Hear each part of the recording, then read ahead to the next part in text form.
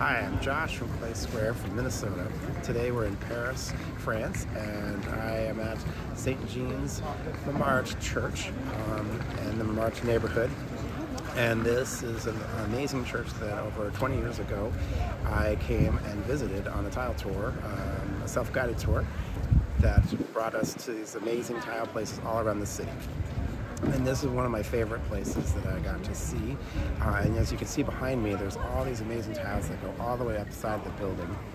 And these tiles are part Moorish and Art Nouveau design of the architecture.